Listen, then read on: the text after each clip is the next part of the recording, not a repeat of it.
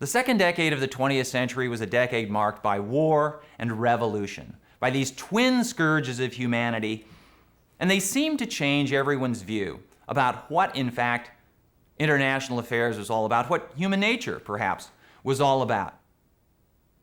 War and revolution, the two were tied together, and oddly enough, although they seem to be contradictory of the promise of progress, of the idea that change would come reliably and smoothly, in a certain sense, they grew out of some of the same ideas. Revolution, in fact. Revolution is essentially a demand for change, just as progress entails change. But the revolutionaries want change to come faster. They don't believe that progress is occurring swiftly enough. They want to force progress. They want to force the pace of history. But there are two particular aspects of revolutions, at least the revolutions of the second decade of the 20th century, that were somehow accelerated by the progress that had already been made. Now, the first aspect was something that historians of revolution have noticed for some time, and that is that revolutions do not typically occur in the places where people are the most oppressed. This might seem a little bit paradoxical because presumably the people who are oppressed are the ones who are going to rise up and demand revolutionary changes. But in fact, revolutions tend to occur in places where progress has already begun, modernization has begun, where people have developed rising expectations, but where for one reason or other, progress, modernization doesn't occur fast enough. And so, for example, we'll see that in the second decade of the 20th century, revolution occurred not in the United States, not in France, not in Britain, three very well-advanced countries, and not in places like Siam or Nepal or Abyssinia, places that hadn't even entered the industrial age. They occurred in places somewhere in between, in particular in Russia, China, and Mexico.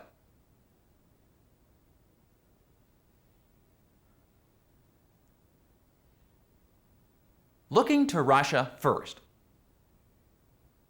The Russian Revolution actually occurred in various stages, and it had its roots, not surprisingly, in the early modernization of Russia.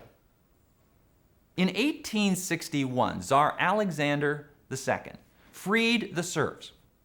Coincidentally, this was just about the time Abraham Lincoln freed the slaves in the United States. And this seemed to be a modernizing, a liberalizing reform, and it was greeted as such by many in Russia. But instead of satisfying expectations, it simply raised expectations that there would be further modernization, further liberalization, further steps along the path of progress. Alexander's successor, Alexander III, became alarmed at some of the demands and cracked down on the greater of the demands, cracked down in particular on intellectual groups who had been educated in the West and demanded that Russia have a more democratic government. Alexander decided enough was enough. He jailed very many of the reformers, and he made it clear that Russia was still a monarchy, and as long as he lived, it would remain a monarchy, an autocratic government where the people obeyed. The people did not participate in making the laws. Well, all that did was to bottle up the demand for change. And when Russia went to war in 1904 against Japan and suffered serious defeats in the first part of the war, the demand for reform increased.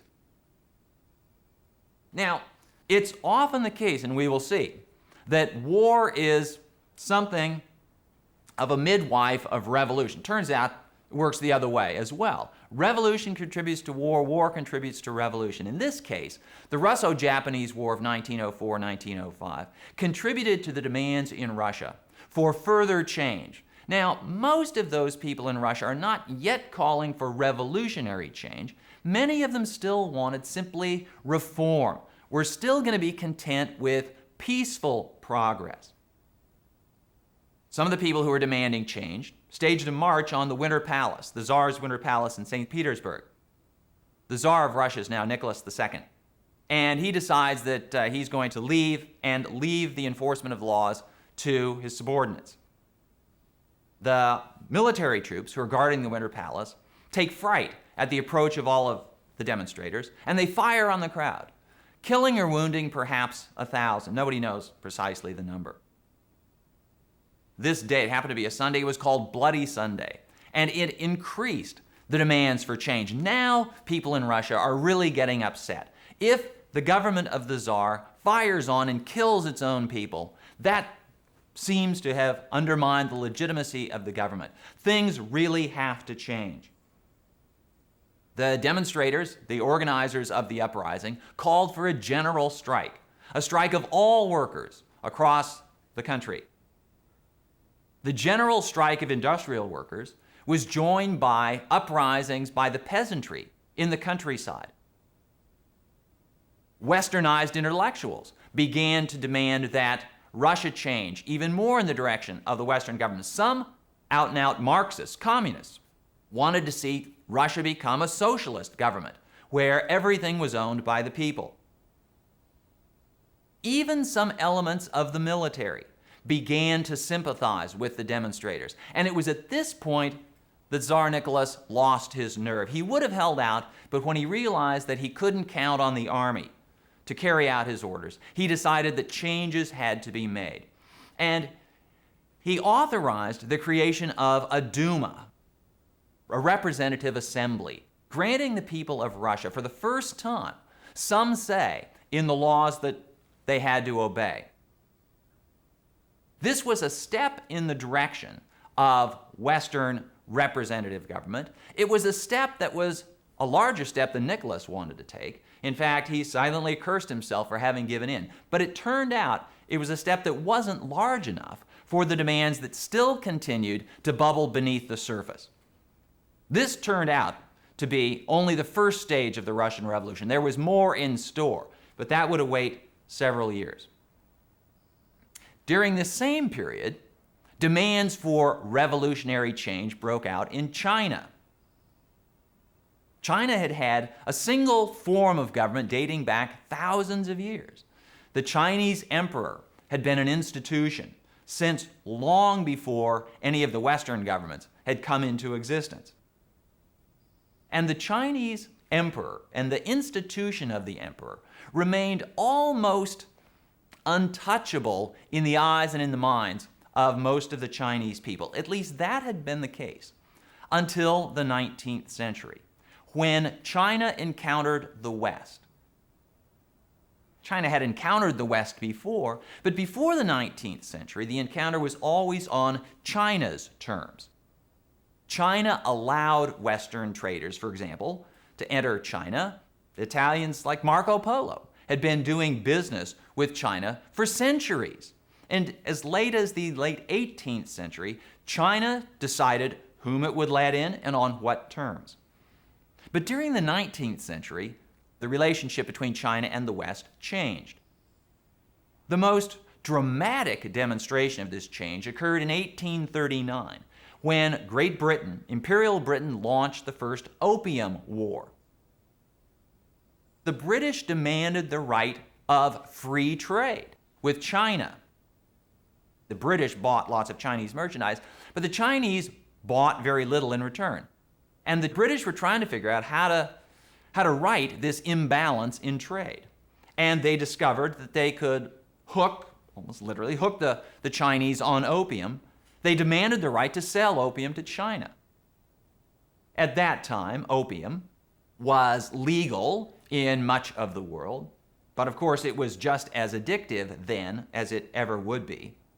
And the Chinese government tried to resist, tried to prevent the British from selling opium. They realized the grave disadvantages that having a nation hooked on opium would do to China, and so they restricted it. But the British waged war on China to ensure that opium be let in. In the course of the war, which lasted until 1842, the British succeeded. They basically thrust open China's doors and forced the Chinese government to allow British merchants, British traders into China. Well, this first opening of the door was followed by the entrance of several other Western nations. The upshot was that China grew gradually westernized, or more precisely, certain sectors of the Chinese population became exposed to Western ideas.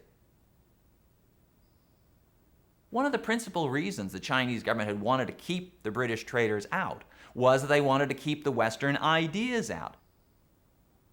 The Chinese emperor and the officials surrounding the emperor knew that these Western ideas would be corrosive to Chinese institutions. And that's exactly how things turned out. The Western influence in China gave rise to demands within China for change. At the same time that the inability of the Chinese government to keep the Westerners at bay demonstrated that the emperor, that the institution of the emperor, was weaker than most Chinese had realized. In 1900, the demands for change, the Western presence, the inefficacy of the emperor gave rise to what was called the Boxer Rebellion. There was a secret society in China, the Society of Righteous and Harmonious Fists, and this translated in shorthand for Western newspaper headlines as the Boxers. The Boxers rebelled not so much against the emperor exactly, but against the foreign presence. The Boxers attacked the international community in Beijing, in the capital, and besieged the foreign merchants. The Chinese government was helpless to rescue the foreigners, and so the foreign nations sent armies into China to rescue their local nationals. The result was that the Boxers were suppressed, the Westerners demonstrated their ability to defend themselves, and the emperor, the government, the Chinese government, was discredited even further. It became quite clear that the government was not strong enough to keep the Westerners out. It was not strong enough to keep the secret societies down. It wasn't strong enough to do much of anything. So, the emperor began to make gradual changes. But as in Russia, as elsewhere, the small steps toward change simply increased the demands for greater change. The revolution of rising expectations had set in China, and the demands for change increased. One of the leaders, one of the most prominent individuals demanding change, was a Chinese man named Sun Yat-sen, who had been born of a peasant family in China. He was living in the United States, studying the works of Abraham Lincoln and Alexander Hamilton and other advocates of democracy, when he learned in 1911 that there had been an uprising by some of the emperor's own military forces. The emperor abdicated. The Chinese Revolution had begun. Sun Yat-sen raced back to China just in time to be named the first president of the provisional government of the Chinese Republic. At first it looked relatively peaceful, and Sun Yat-sen prepared to help China make its transition from an imperial form of government to a republican form of government. Unfortunately, all this did was to establish the conditions for a contest, a struggle for power. There were many in China who wondered, who is this Sun Yat-sen fellow and why does he think he can govern the place? What happened at that point was the transition of the Chinese Revolution into a civil war that lasted intermittently until 1949, when finally the Civil War, the revolution was completed, and China achieved a communist government. Interestingly, perhaps ironically, the ultimate victor in this long, drawn-out revolution civil war was Mao Zedong, who, while the leader of the Communist Party, actually governed very much as the latest in the long line of Chinese emperors.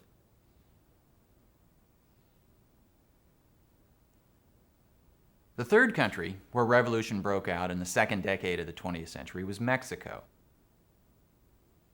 During the course of the latter part of the 19th century, Mexico was governed by a series of strong leaders, of dictators in essence. The one who brought Mexico into the early 20th century was named Porfirio Diaz.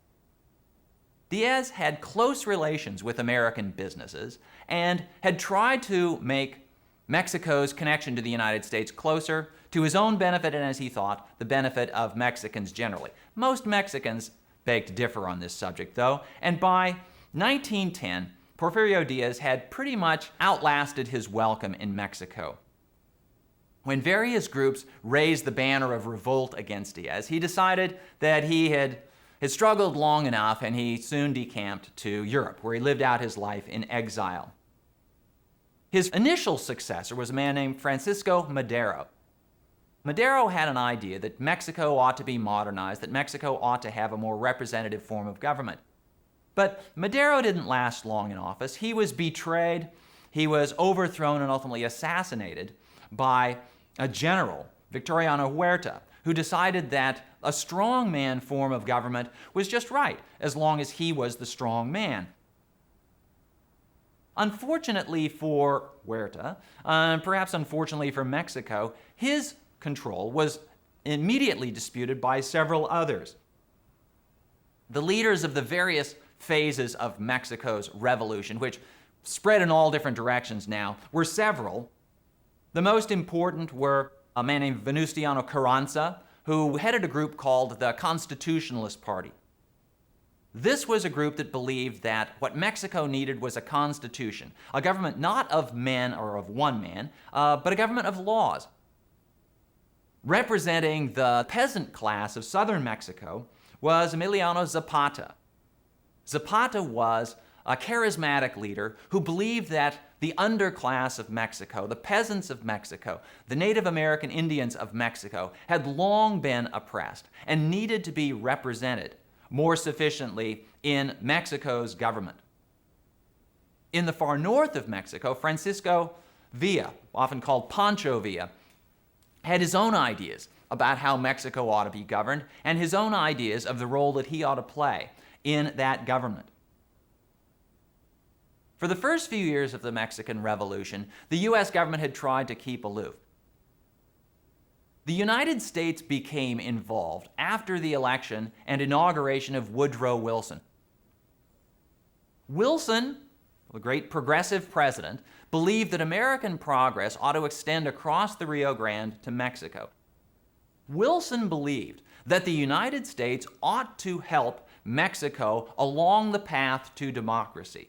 And if the Mexicans weren't able to get there on their own, well, they ought to be instructed. They ought to be, perhaps, even forced in the right direction.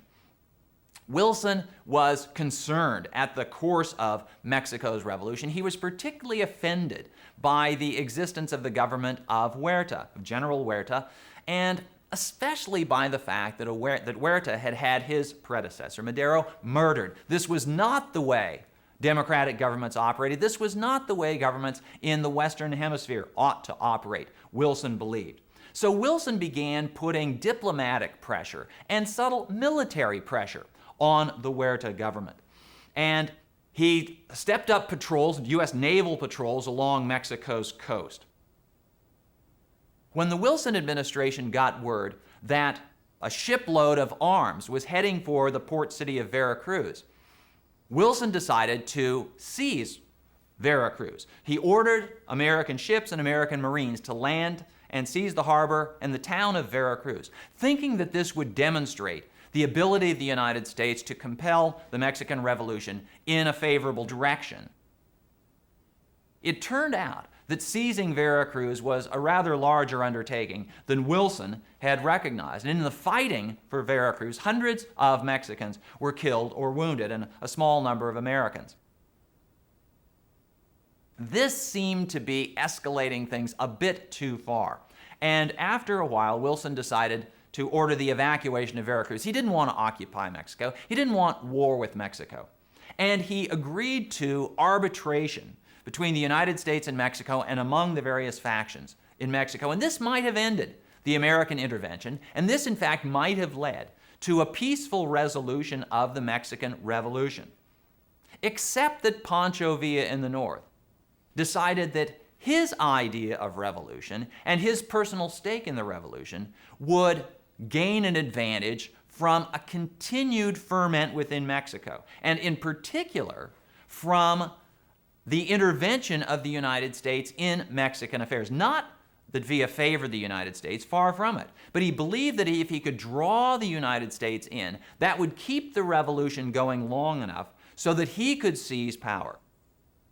So Villa decided that he was going to attack the United States. The United States had withdrawn, but Villa decides to bring the United States back in by attacking towns in Texas and particularly in New Mexico, leaving American casualties in the wake.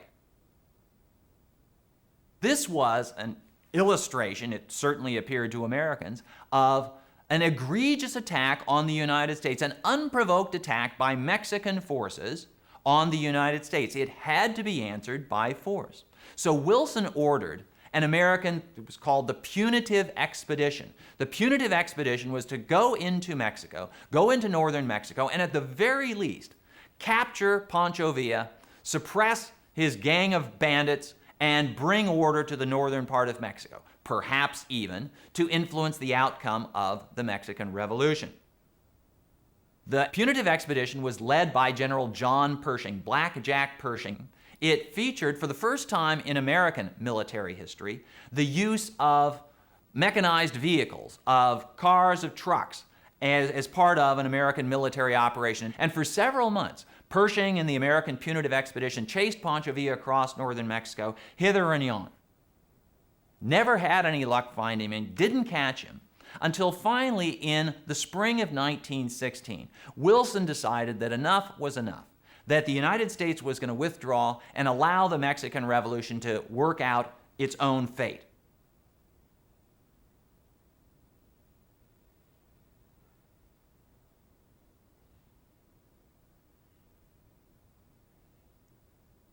One of the principal reasons that Wilson decided to pull Pershing out of Mexico was that in Europe, trouble was developing.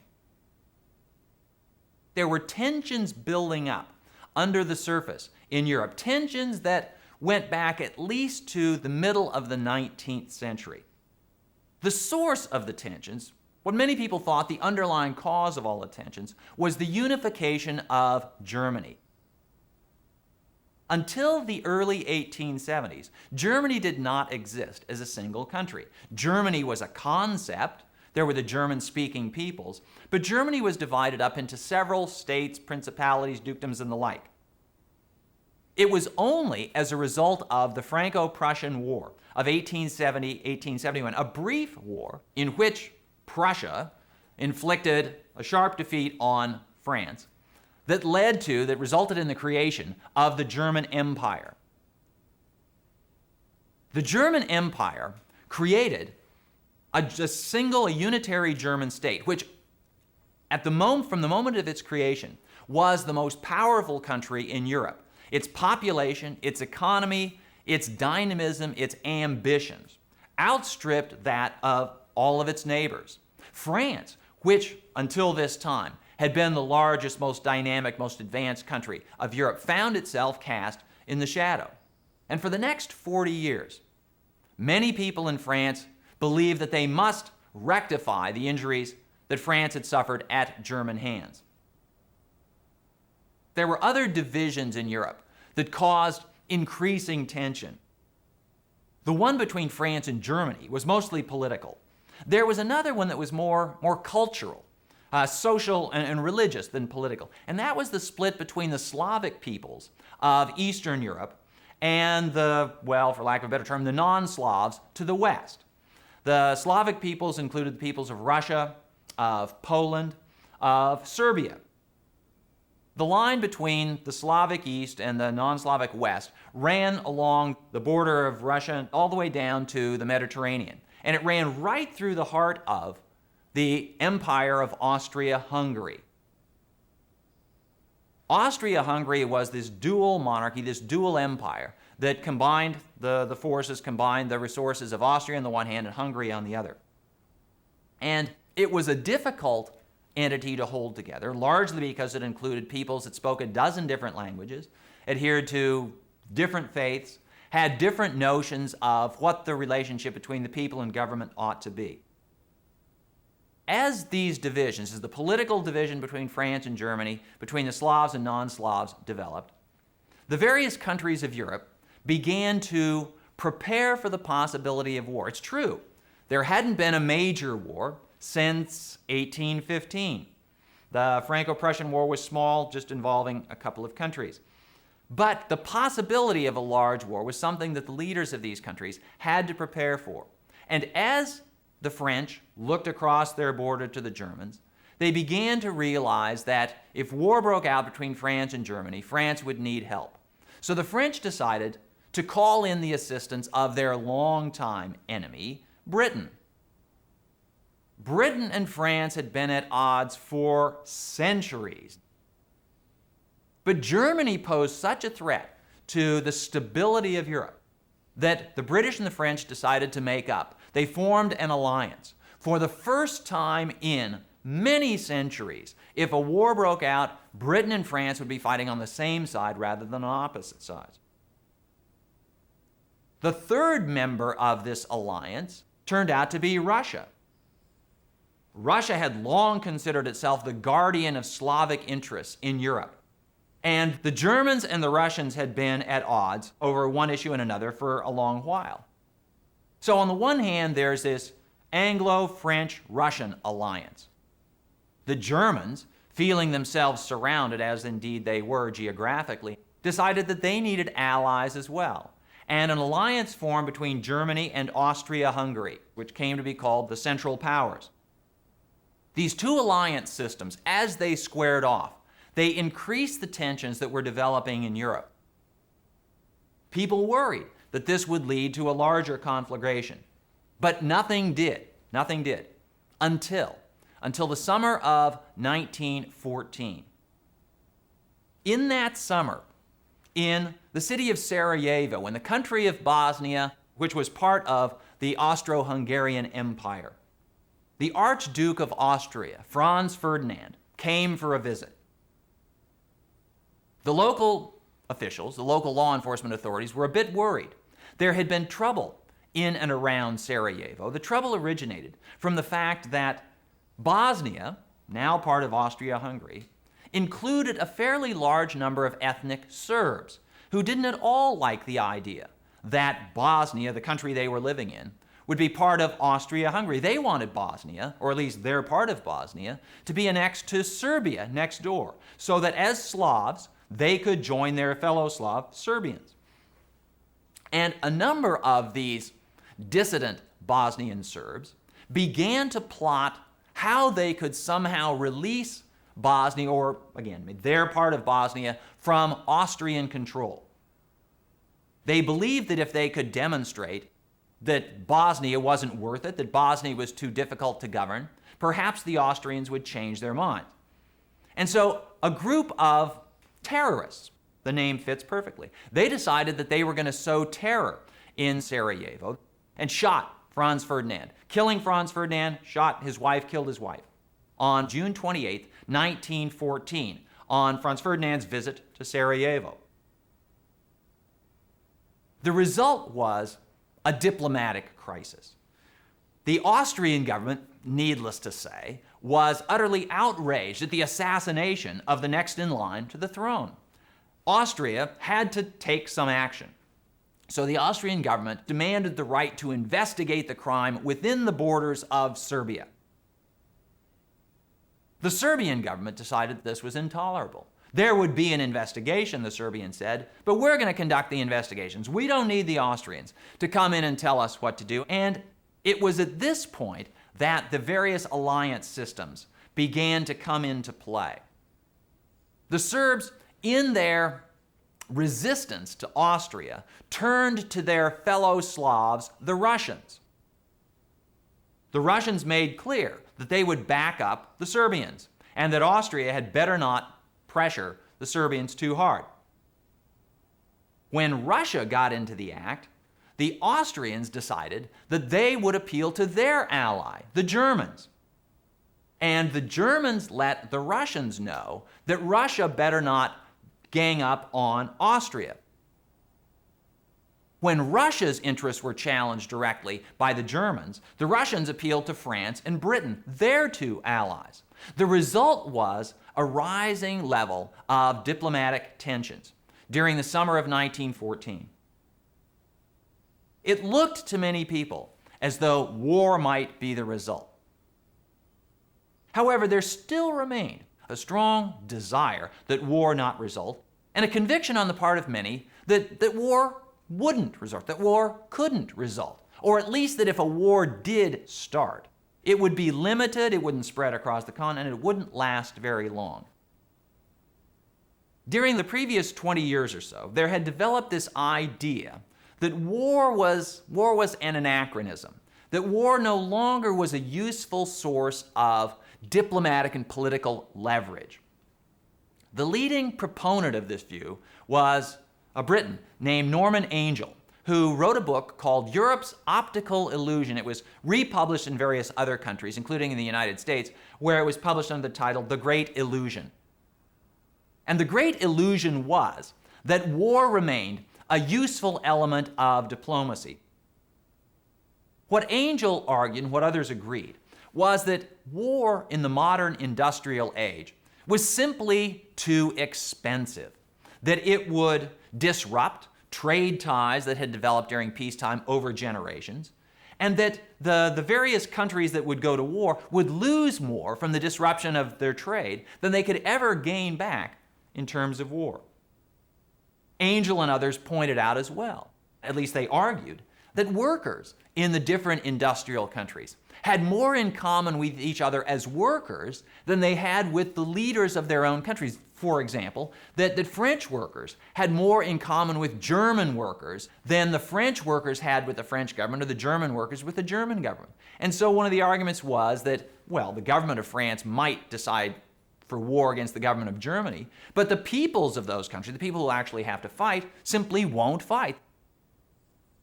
And there was also a recognition, or at least a belief, that war in the modern age was horribly expensive. Armies required weapons, they required trucks, they required cars, they required artillery, they required machine guns, they required all sorts of stuff that was very expensive and that would be consumed at a horrendous rate during war. And even if they went to war, they couldn't sustain it for very long. They'd run out of money and the war would have to stop. And the conclusion of this was that governments realizing this, that they couldn't fight a war for more than several weeks, would simply not go to war at all. This argument, this line of reasoning, gave some reassurance to those who, during the summer of 1914, thought that Europe might be on the verge of war. It turned out that Norman Angell and those people who said that war couldn't happen were wrong. War, in fact, did happen. As the alliance systems clicked into place on both sides of this growing dispute, Austria decided to declare war on Serbia. Russia mobilized in support of Serbia. The Germans decided to declare war on Russia and then to declare war on France. World War I, the First World War, began in late July 1914. Now, at an earlier time, countries would often wait until they were attacked before declaring war. It gave them the moral high ground, and it also allowed them to rally their own people in a way by saying that our country is under attack. Everyone will fight to defend the homeland. Not everybody is going to is willing to fight to go conquer another country. Offensive wars have always been seen as somewhat less legitimate than defensive wars. So why did Germany jump the gun and declare war on Russia, declare war on France? In part, this reflected the state of modern military technology. Modern armies were large. They were very elaborate organizations. It was entirely possible to prepare an army to go to war on a particular day, and one could rev up the military machine. But it was nearly impossible to keep that state of readiness for very long. Once an army had mobilized, once an army had gotten ready for war, it was either go or stand down. And once you decided to stand down, then a certain period would elapse when you would be relatively vulnerable to attack. So when Germany, for example, saw Russia beginning to mobilize, the Germans decided that the Russians were going to attack.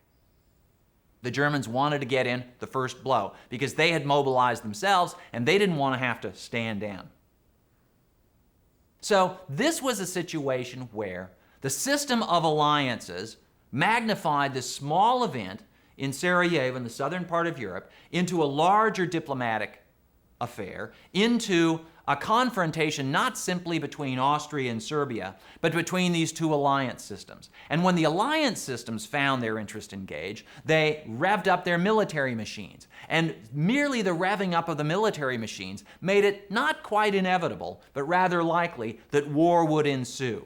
And that's exactly what happened, so that by early August 1914, Europe was at war. It so happened that this war was a war unlike wars in the past. It turned out, again as a result of the state of military technology, that this war was going to be a war in which the defense had an advantage over the offense. The new weapons introduced in this war were machine guns and modern artillery. These were weapons that were perfectly suited to defense. And in fact, they made offensive exceedingly difficult and very expensive. Until this time, when an army went on the offense, troops marched, but the particular force of an offensive campaign was often borne by cavalry troops. The cavalry troops, the concept of cavalry dated back to the days of Genghis Khan and was practiced all over the world. In North America by the Sioux and Comanche Indians, in the American Civil War, in every war until the 20th century. But when cavalry charges occurred during the First World War, during the European War, it became clear immediately that horseflesh and the flesh of the riders couldn't stand up to the artillery, couldn't stand up to the machine guns. What this meant was that the war quickly developed into a war of attrition, where the goal of each side was to wear down the other side. Many of the expectations of people like Norman Angell were exploded in the first weeks of the war. The idea that governments would decide that the trade ties were too important to disrupt. Well, in fact, governments decided that their responsibilities of honor, their sense of self-respect, meant more to them than the bottom line of profit. Sure, this war would be costly, but not going to war would horribly damage the national prestige. And it turns out in this case that, call it progress, at least one of the evidences of progress, contributed to this very idea, because of the fact that the governments of several of the countries were representative governments. The governments of France and Britain couldn't survive the kind of insults to national honor that a monarchical government might have been able, because these governments were responsible to the people. The war came. It turned out that the workers on either side felt that they had much more in common with their own leadership, that ties of patriotism, of nationalism, of historical kinship meant more than class ties across national lines. So workers in France gladly went to war against workers in Germany. Forget the business about workers' solidarity. No. The French were French and the Germans were Germans. On this question of how expensive are wars and would the governments run out of money? Well, in fact, they did run out of money, although it took a little bit longer than most people had thought, largely because governments decided that they could scrimp on everything else and devote all of their resources to war. But the wild card in all of this was the fact that there was one country, which turned out to be the richest country in the world, that wasn't involved in the war, at least not at first, and that was the United States. And so the belligerents went to the United States asking for loans. At first, the United States resisted. The administration of Woodrow Wilson, decided this wasn't such a good idea, but gradually Wilson came to believe that loans would be okay. And once the coffers of the United States opened up, this meant that the war could go on and on. Well, the war turned out to be absolutely horrific. The war exploded notions that somehow progress had delivered Europe to a state where the kind of barbarism of previous wars no longer could take place. Some of the battles of World War I simply staggered the imagination. The Battle of Verdun, for example, that began in February of 1916 and lasted through most of 1916, began with a German attack on the eastern part of the French line.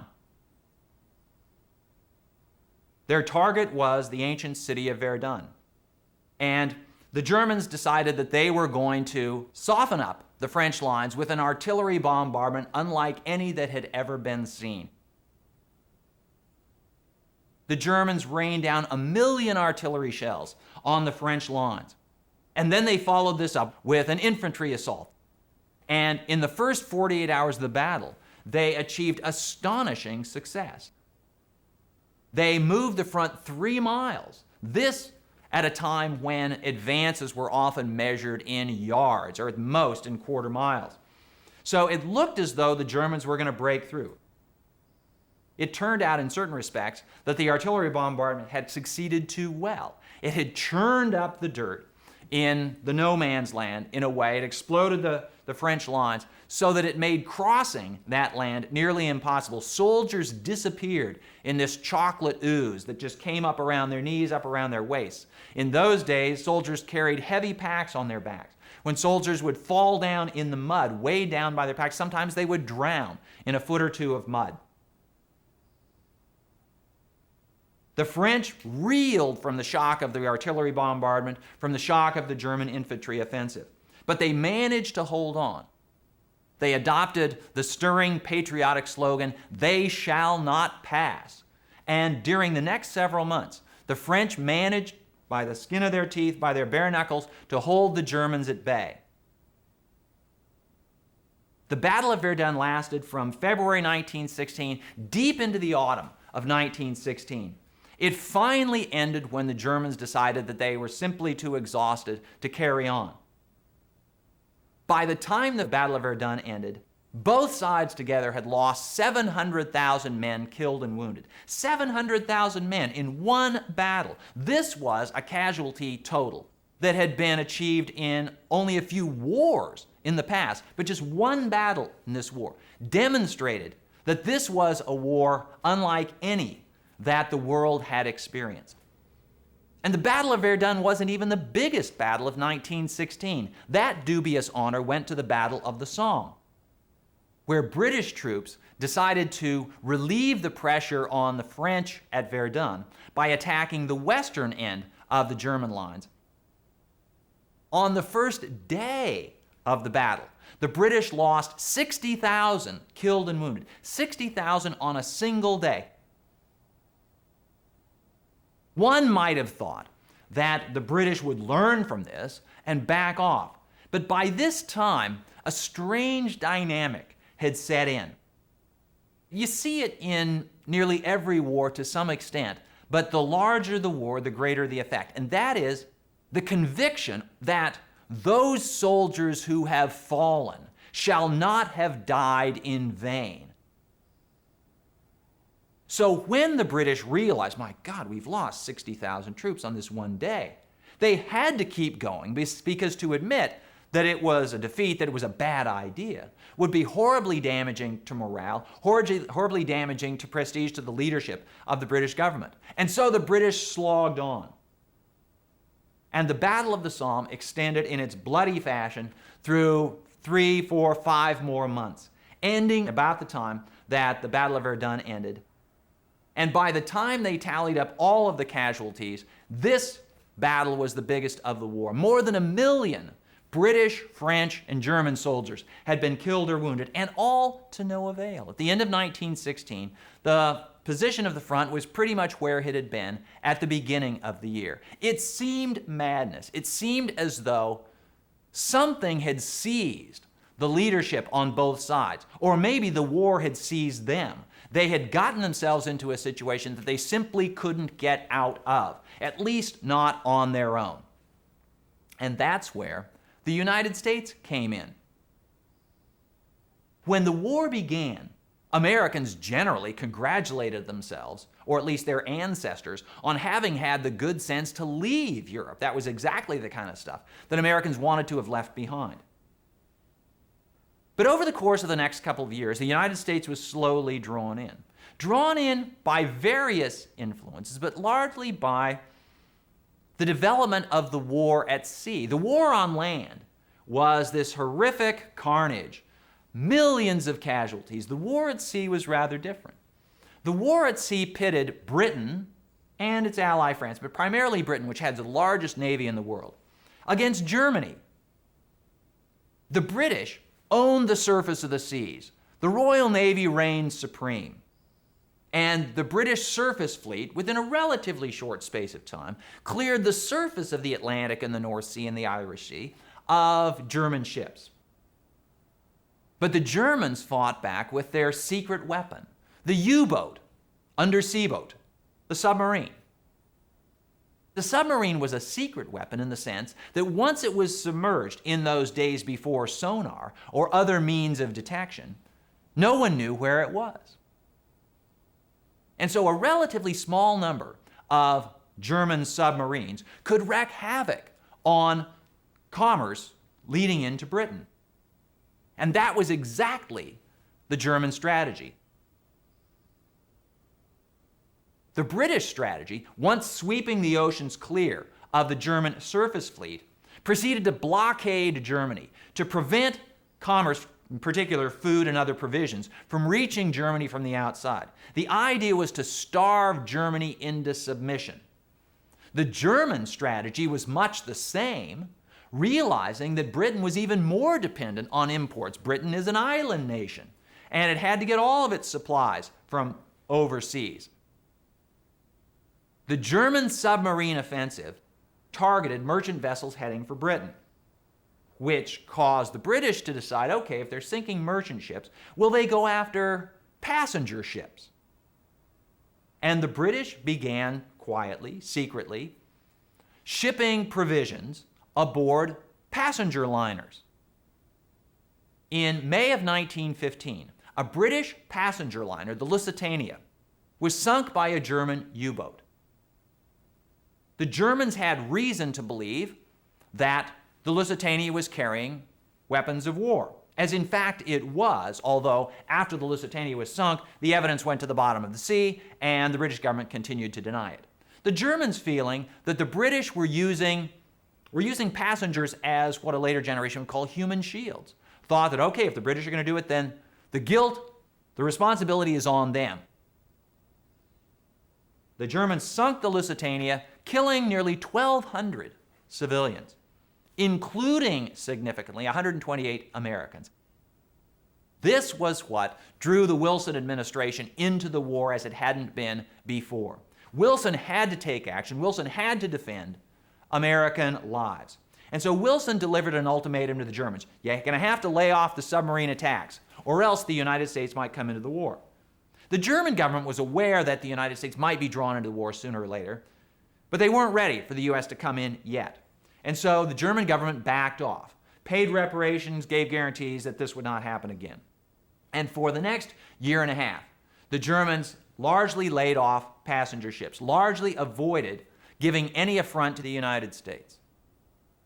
It wasn't until the beginning of 1917 that the Germans, after having looked at their failure to break through in France, looked at the fact that their population was slowly starving, that time was working against Germany, decided to take a gamble. They declared unrestricted submarine warfare in a war zone around the British Isles. Any ships found in this war zone would be attacked. This included passenger ships, merchant ships, ships of neutral nations like the United States. When this happened, then the United States was on a collision course with Germany. After several American ships were sunk, President Woodrow Wilson went to Congress, asked for a declaration of war. Congress complied. This is early April 1917. At that point, the European war becomes really a world war. The greatest power of the Western Hemisphere is now drawn into the war. The German gamble was that German submarines could tie the noose so tightly around Britain that Britain would have to sue for peace before American forces could arrive in large numbers. The Germans knew at this point that time was even more their enemy than before. The Americans could send more troops to France than the Germans could ever counter. But it would take them a while. The United States was not ready for war. It would probably take a year, 18 months perhaps, for the Americans to arrive in great numbers. In fact, this is indeed what happened. And the Germans at the beginning of 1918 launched what they hoped would be their war-winning offensive with the goal of capturing Paris. The Germans drove within 60 or 70 miles of Paris. They got close enough that some long-range German guns, very long-range German guns, their cannons were 130 feet long. They could fire shells that went up into the stratosphere before falling 75 miles away from the launch place into Paris and its suburbs. The accuracy of the cannons was zero. They couldn't hit anything they were aiming for. But if you're aiming for a city, you can usually get close enough. The point was to sow terror in the civilians of Paris, to demonstrate that the war was coming home to Paris in a way it hadn't before. But the Germans failed to break the will of the French, to break the will of the British, who, knowing the Americans were coming, were able to throw all their reserves into the battle. Until this point, every general realized you can't throw all of your reserves into any battle. You have to keep some back in case things go wrong. But the British and the French, knowing that the Americans were coming, threw everything in. On their own, the British and the French largely managed to stop the Germans.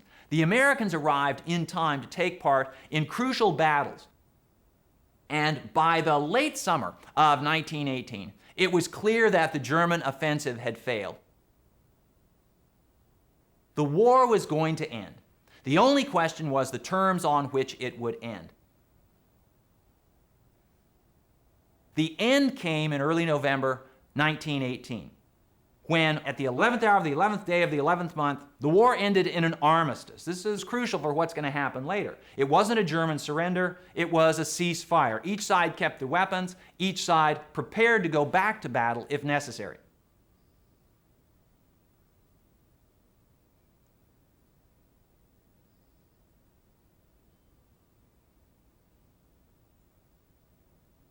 War has a habit of spinning off revolutions because wars often disrupt the status quo in a way that makes revolutionaries believe they have a chance to win their objectives.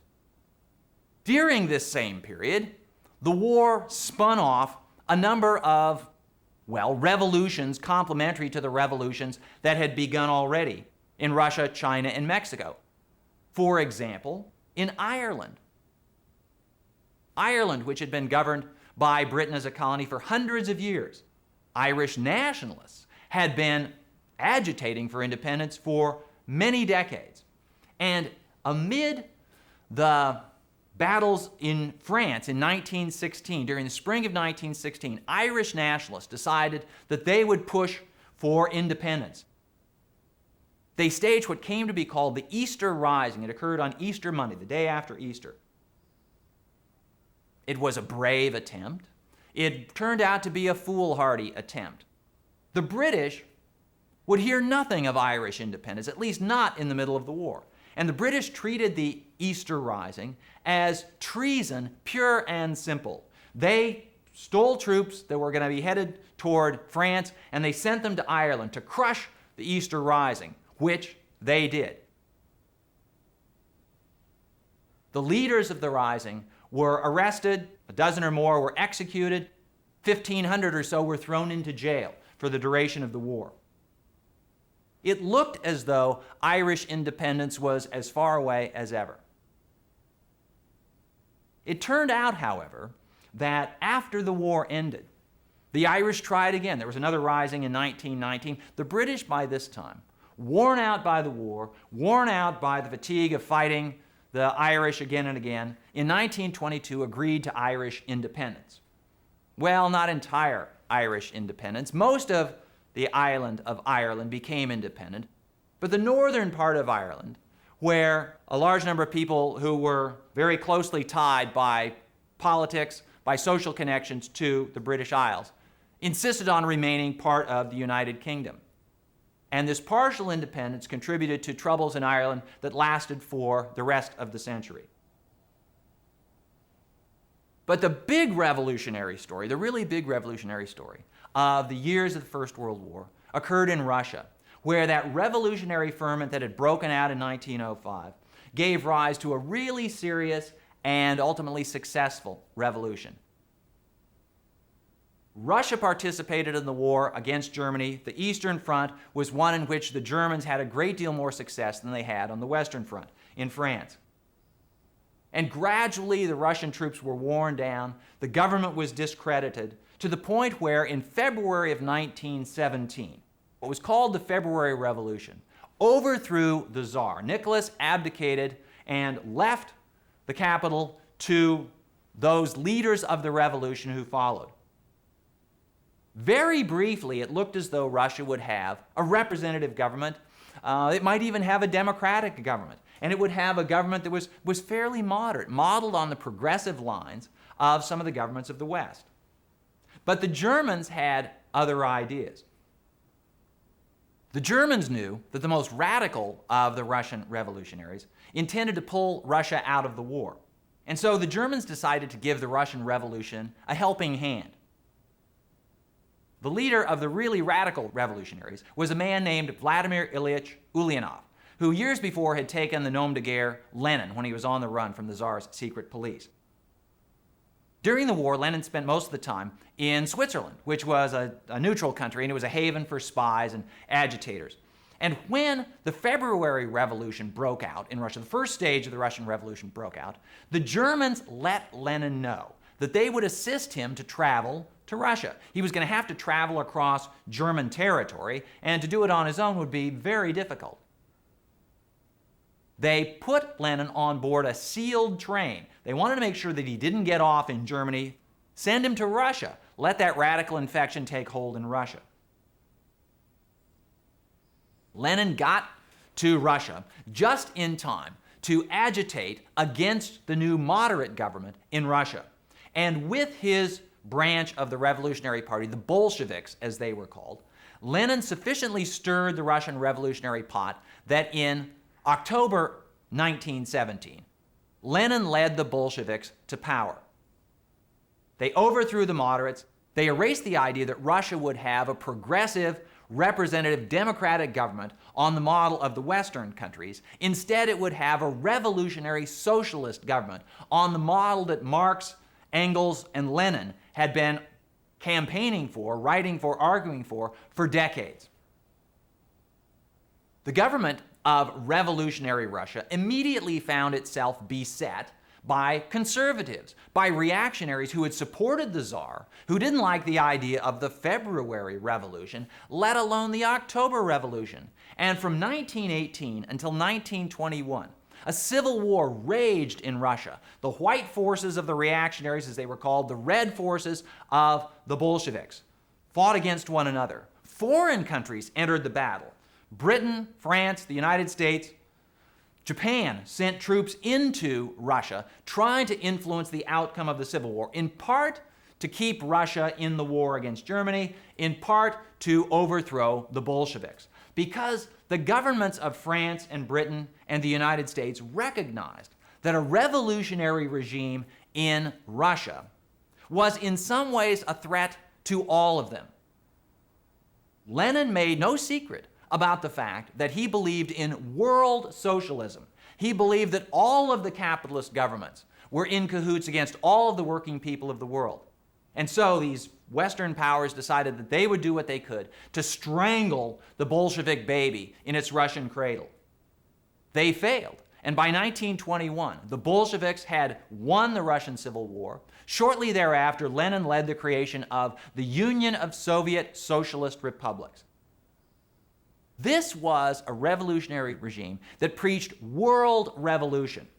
And Lenin and the Bolsheviks made clear that this was going to be the first of many revolutionary regimes, many communist regimes. At least it would be if they were to have their way.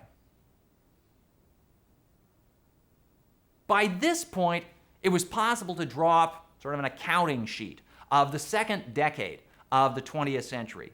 And by nearly any measure, the second decade of the 20th century was the worst decade in human history.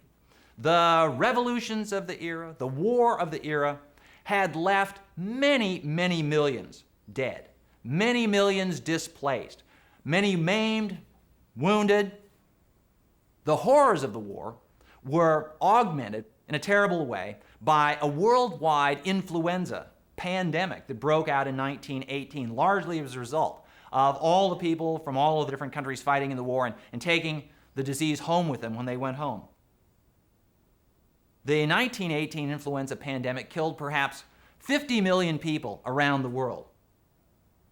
The forces of progress, the promise of progress that had seemed to be such a beacon for the human race during the first decade of the 20th century, had given way to wars and revolutions. The middle ground of politics, the ground of the progressives, the people who believed in change but peaceful change, had fallen away. And all that was left was the reactionary right and the revolutionary left. The future, it seemed, was theirs to shape and to fight over.